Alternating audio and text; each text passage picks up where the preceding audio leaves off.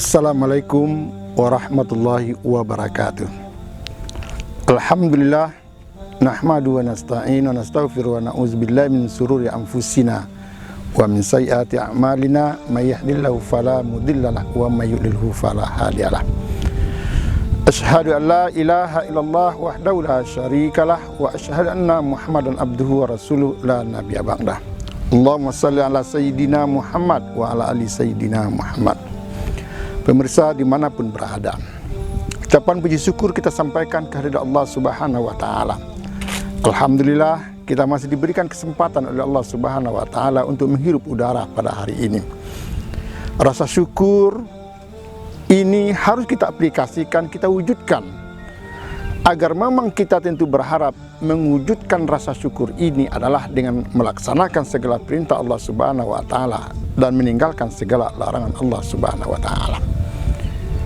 Mudah-mudahan pemirsa dimanapun berada, kita sebagai hamba Allah Subhanahu wa Ta'ala yang selalu melakukan evaluasi terhadap diri kita, mudah-mudahan kita mendapatkan diri kita sebagai hamba yang senantiasa patuh dan taat kepadanya. Salat dan salam kepada junjungan kita Nabi besar Muhammad sallallahu alaihi wasallam, yang mana beliau telah meninggalkan pegangan hidup buat kita. Mari kita amalkan, mari kita pedomani peninggalan Rasulullah sallallahu alaihi wasallam itu agar keselamatan hidup kita dunia dan akhirat. Kaum muslimin dimanapun berada, hari ini kita menyadari bahwasanya kita sebagai hamba Allah Subhanahu wa Ta'ala, sebagai seorang hamba, kita tentu mempunyai sebuah kewajiban yang harus kita tunaikan kepada Allah Subhanahu wa Ta'ala. Salah satunya adalah bagaimana kita mengabdikan diri kita kepada kedua orang tua kita. Karena Allah Subhanahu wa Ta'ala telah sampaikan dalam berbagai macam firman-Nya, Atiullah wa atiur rasul, aqimis shalah wa atuz zakah. Jadilah kamu orang bersyukur dan berbakti kepada kedua orang tuamu. Artinya kaum muslimin hadirin yang berbahagia, bakti kepada orang tua adalah sebuah konsekuensi dalam rangka juga patuh dan taat kepada Allah Subhanahu wa Ta'ala. Sebagai seorang hamba, kita yakin kita adalah seorang anak di sisi orang tua kita. Sebagai seorang anak, kita ingin membahagiakan orang tua kita. Kita ingin melihat orang tua kita bahagia. Kita ingin melihat orang tua kita senang dengan kita. Tetapi betapa banyak kaum muslimin hadirin yang berbahagia, seorang anak yang diharapkan oleh orang tuanya, tapi di saat dia sudah jadi orang, sudah banyak mereka yang membantah dan durhaka kepada kedua orang tua kita.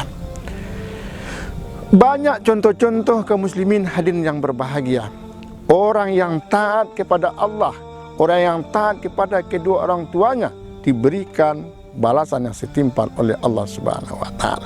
Orang yang durhaka kepada orang tuanya, Allah juga berikan hal yang setimpal kepada dirinya. Banyak legenda kaum muslimin seperti halnya Batu Malin Kundang. Ini sebuah legenda yang digambarkan, inilah gambaran seorang anak yang durhaka kepada kedua orang tuanya. Karena itu kaum muslimin hadirin berbahagia, afala taqilun, afala tatafakkarun. Apakah kamu tidak berfikir?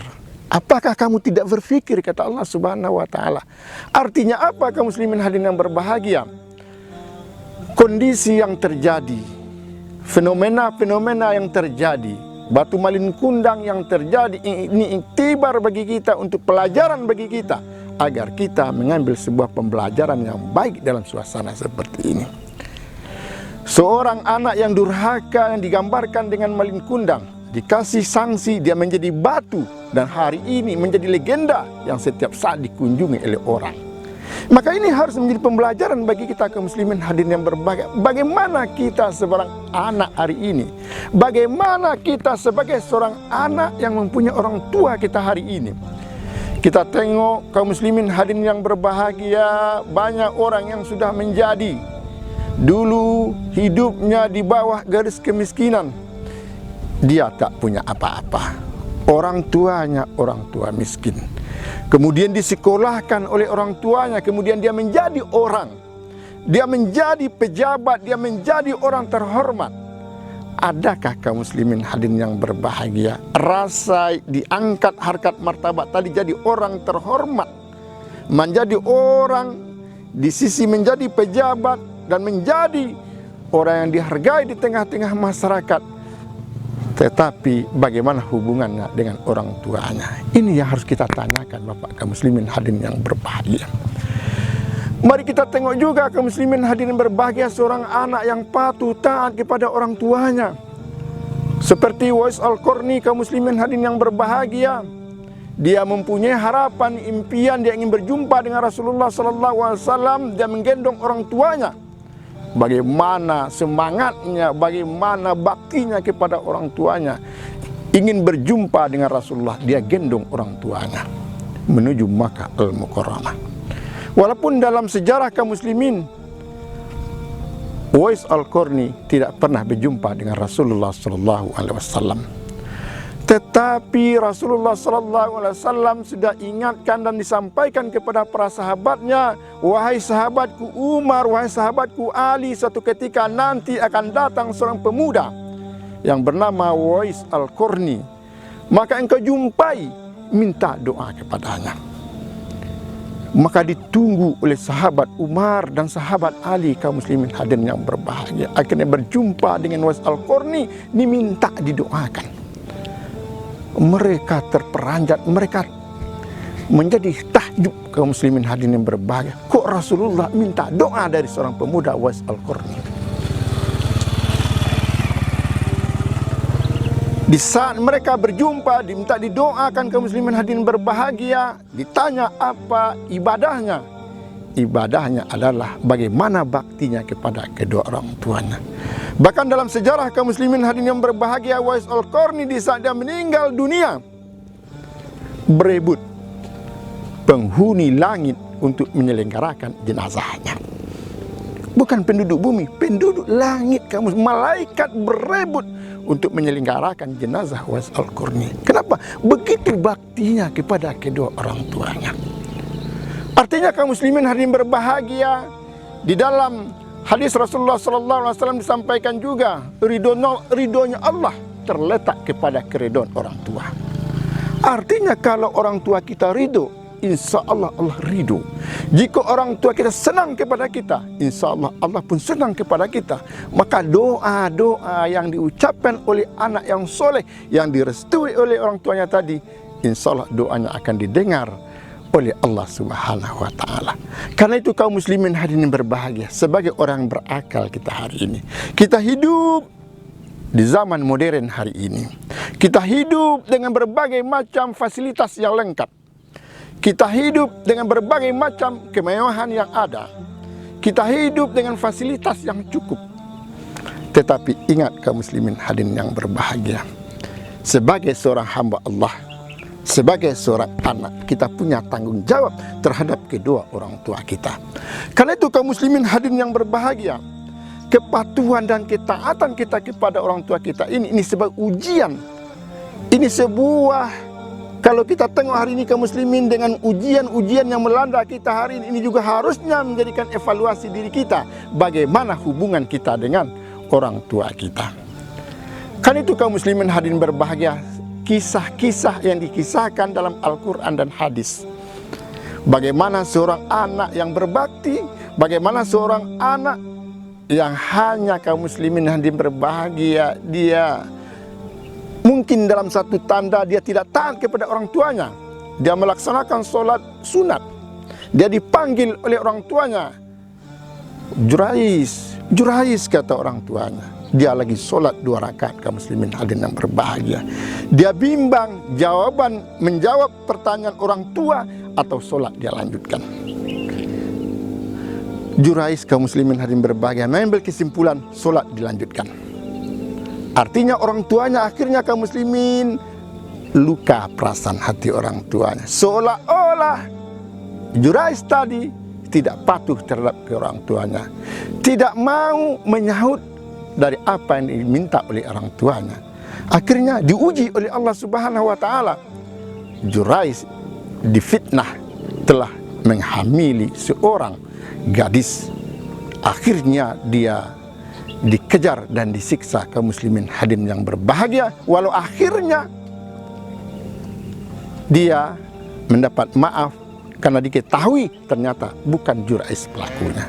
Banyak lagi kisah-kisah kaum muslimin hadirin yang berbahagia. Karena itu ini kisah-kisah yang terjadi zaman dulu. Kita bawa dengan zaman sekarang masih efektif, masih sangat cocok untuk kita pedomani, masih sangat pas untuk kita teladani. Cobalah kaum muslimin hadirin yang berbahagia, bangsa kita bangsa yang besar, bangsa Indonesia bangsa yang besar.